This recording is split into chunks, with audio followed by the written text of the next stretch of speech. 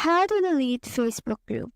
Now let's say the Facebook group that you have created is no longer active and you want to delete this specific Facebook group that you have created.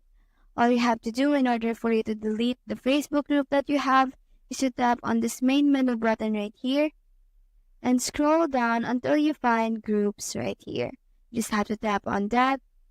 And now you can pretty much search for your group's name, or you can just go to your post right here and you will be able to see the post that you have created on that specific Facebook group right there.